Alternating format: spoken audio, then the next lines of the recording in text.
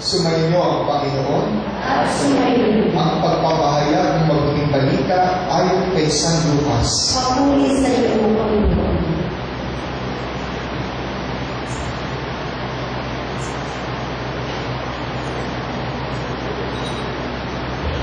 Hindi nagtagal at si Maria ay nagmamadaling pumunta sa isang bayan sa kaburulan ng Huda.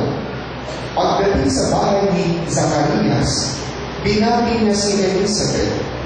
Nang marinig ni Elizabeth ang bati ni Maria, naggagalaw ang sanggol sa kanyang tiyan. Napuspos ng Espiritu Santo si Elizabeth at buong galak na sinabi, "Pinagpala ka sa mga babae at pinagpala rin ang dinadala mo sa iyong sinapupunan. Sino ako upang dalangin ng ina ng aking Panginoon? Sapagkat pagkarinig ko ng iyong bati, ay naggagalaw sa tuwa ang sanggol sa aking tiyan. Mapalad ka, sapagkat nanalig kang matutupad ang ipinasabi sa iyo ng Panginoon." Ang mabuting balita ng Panginoon. Pinupuri ka namin, Panginoong Jesucristo. Umupo ka. Isang magandang umaga ng muli sa inyong lahat. Ang mensahe ko ng ating pagdiriwang ngayong araw na ito ay kagalakan, na dapat tayong mahustos ng kagalakan kapag kamuliligtan natin ang ating Advent week, na kasilbi na po ang lahat ng mga kandila nagsasabing malapit na, and this should cause us joy. Yung ating pong siniristang galing Japan, ang pangalan po ay si Joya. Tinanong ko siya dito kanina bago ko mag-misa, sapagkat ako po'y coordinator po sa San Carlos Seminary, and I asked him, "How are you? Are you happy here in the parish?" Ang sabi niya sa akin, "Very much." He's very happy to be here and to be celebrating Christmas with you. Kakaiba yung experience sa kanya sapagkat ngayong simbang gabi, umaga nagsisimba ang mga Katoliko sa Pilipinas. Kapag kayo mga nasa Amerika, kinukwento ko itong ating tradisyon na madaling araw 4 a.m. tayo ay nagsisimba to prepare ourselves for Christmas. Isa lang ang tugon nila, "You're crazy. You're crazy. Bakit kayo gigising ng madaling araw to celebrate a Mass?" And sabi namin, well, it helps us, it purifies us, and it gives us joy. Natunay nga po naman, tayo napupuspos na magdalakan kapag iisipin mo, isang tulog na lang na kumpleto na ang simbang gabi. Kaya nga po, gusto ko malaman, sino pong nakabuo ng simbang gabi? Pangkas na po yung kamay. Ayan, palakpakan natin ang bawat isa. And I'm sure tomorrow, gigising muli kayo sapagkat katapusan na ng simbang gabi for 2012. At alam ko, meron kayong mga dasal na pinaglalaanan ng inyong sakripisyo. Kaya namin nung nabanggit ko nung aking pumilihan ng mga pinagmisa dito isang gabi, naririnig ng Diyos ang ating panalangin. Maging pagka tayo may problemang dinadala, huwag natin piliin mabuhay doon sa problema. Pero let us look on the other side because there is life.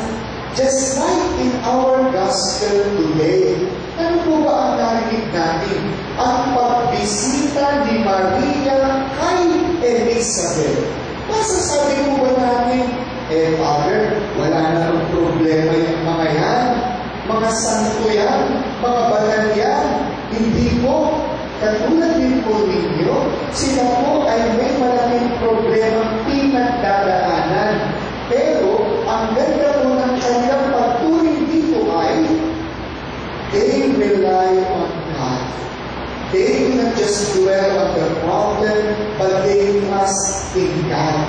Ang lagi po ng problema ni Maria. Kadadalang tao, buntis. Papaano niyo ito sasabihin sa kanyang lobyo? Papaano ito hindi makakasira sa pangalan ng kanyang mga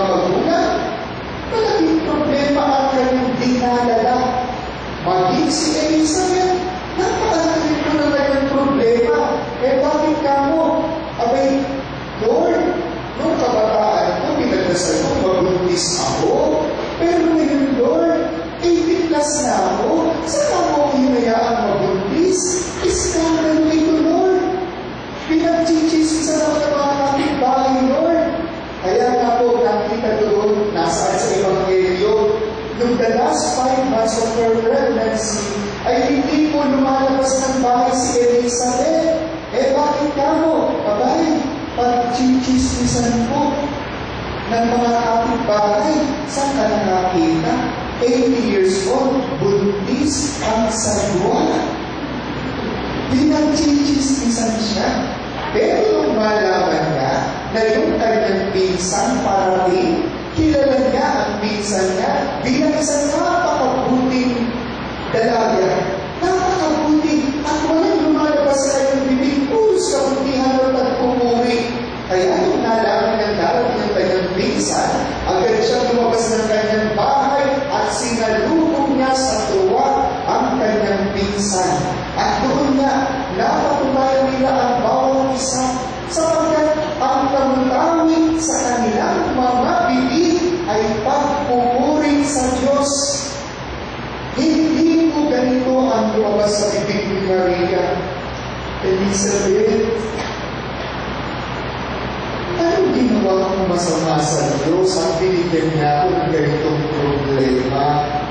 Buntis ako, Elizabeth. Buntis ako sa aking kadalagahan. Ang laking problema nito. Paano ko sasabihin sa magulang ko? Ang laking problema nito. Paano ko sasabihin sa aking nobyo? At hindi rin natin narinig si Elizabeth na nagsasabing, bruha ka, ikaw lang ba may problema? Problemado din ako. Mantakin mo, buntis ako. Ngayong ang tanda-tanda ko na. Akala mo ikaw lang may problema. Ako rin may problema. Ito ba yung narinig natin sa kanila? Hindi po. Ang narinig natin pagpupuri. Nung nakita ni Maria si Elizabeth, it was a moment of confirmation. Confirmation that what the angel told her was true. Nung makita niya buntis, ang imposible naging posible sa Diyos. Nung nakita niya, nagkaroon siya ng pag-asa.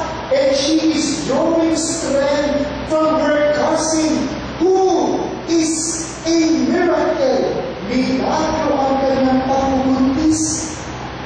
At nung makita ni Elizabeth ang kanyang pinsan, dalagang nagbuntis, ang sabi niya, galak na galak, naglulundag ang baby sa kanyang tiyan, sapagkat sino siya para bisitahin ng ina ng kanyang Diyos.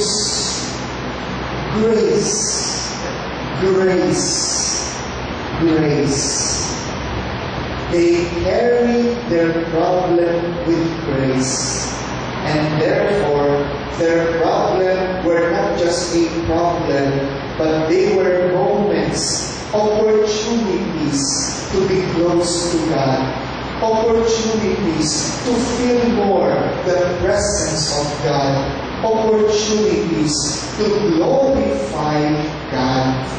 Kaya, may kagalakan sa kanilang mga puso. Ano pong sinasabi dito sa atin? Tayo, how are we handling our problems? Paano natin binabalikan ang ating mga suliranin? Paano natin binabalikan ang ating mga problema? Kapag may problema, sinasabi mo, may problema ako. And we end up in despair. Nagmumukmuk, umiiyak, na parang wala ng pag-asa, na parang pinuhusan ako ng mundo ng malas. Is this how are we handling our problems? But let me invite you and let us draw inspiration from Mary and Elizabeth, sapagkat ginawa nilang pagkakataon ang problema nila upang ilapit sila sa Panginoon at hindi lang nila tinignan ang problema bilang problema, kung hindi isang paghamon, isang pagkakataon upang bigyan papurihan ang Diyos. And that's how we should carry our cross, our burden.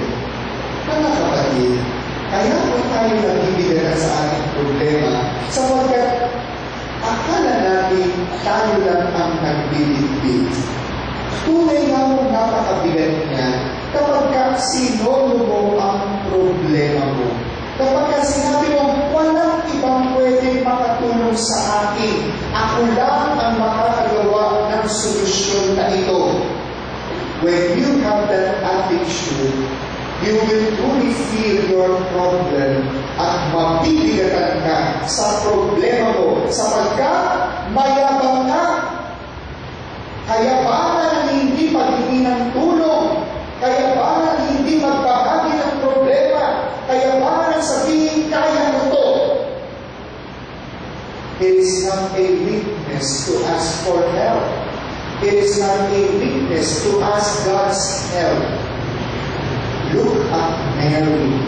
Mary, who is considered full of grace, and yet she did not say, I can do this on my own. Kaya ko to at kakayanin ko to. She needed somebody to confide her problems. Kinailangan niya rin ang tao upang mapagbuhusan niya ng kanyang problema. Kinailangan niya ang kaibigan upang tumulong sa kanyang baliktawin ang kanyang pinagdadaanan.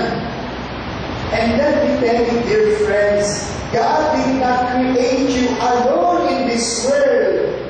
For God has given us Elizabeths to help us. Elizabeths to hear us. Elizabeths to journey with us. Elizabeths, a friend who will accompany us in our problems. Binibigyan tayo ng Diyos ng mga Elizabeth upang tumulong sa atin. Ang kinakailangan lang, we have to recognize that I am not self-sufficient.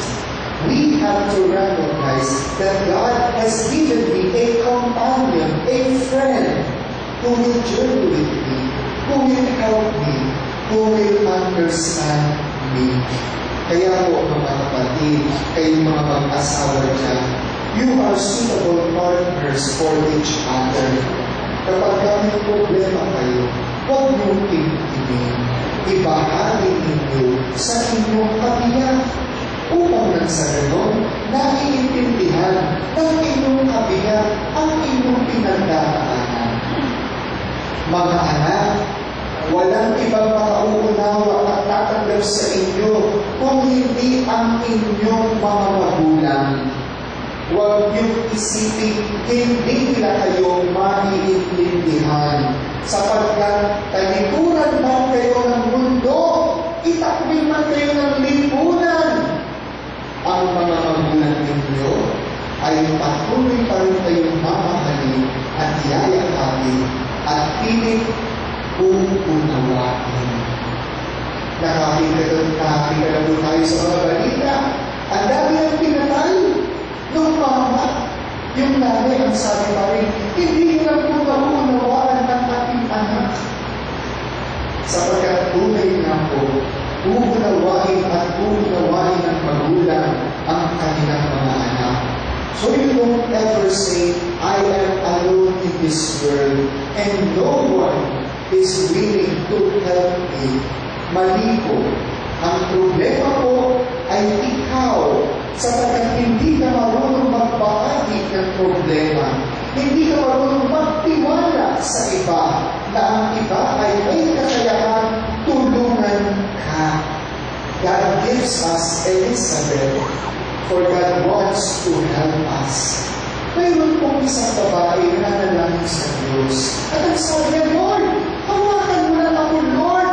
Maging hawa na ang problema dinadala ko. And she is praying this loudly. May ako ay bumawag sa kanya. Kapag nagulat siya, at pagkitaling siya'y dumihan, nag-disappoint siya. At ang sabi, akala ko si Lord na ikaw lang pala. Ang sabi sa kanya, akala ko bukas ang langit at iaapan ng Diyos ang kanyang kamay. Gagamit siya ng mga taong tulad ko upang iparamdam ang kanyang presensya. Gagamit siya ng taong tulad ko upang hawakan ka. At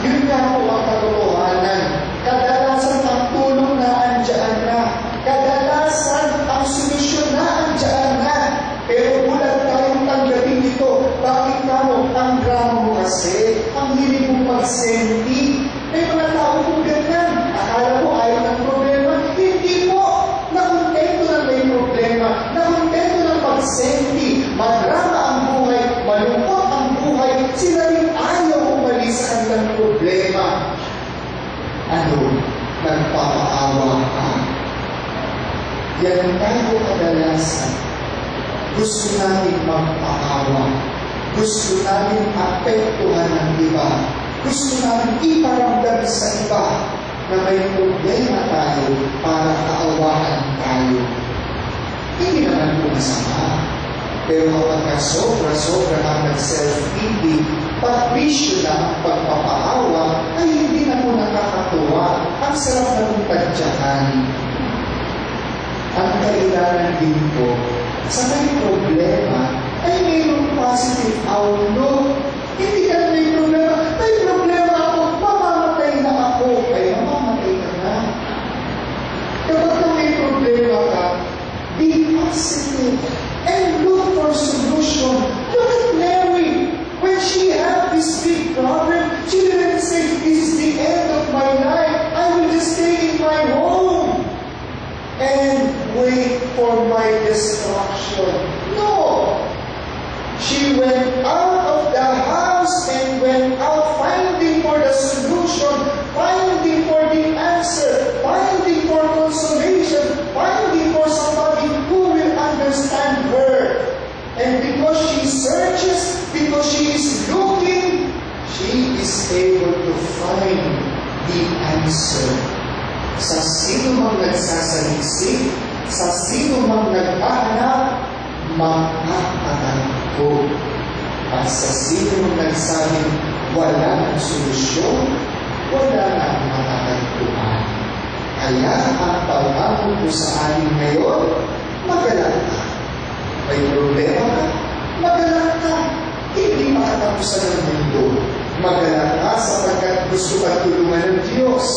Magalak ka sapagkat binibigyan ka ng mga taong tutulong sa iyo, mga Elizabeth na handang tumulong sa iyo. Ang kinailangan lang, magpatumpawa at sabihin, kailangan ko ng tulong. Hindi ko ito kaya, Lord. Hindi ko ito kaya. Kailangan kita. Kailangan ko ng mga taong isusunod mo. Amen. Tumayo tayo.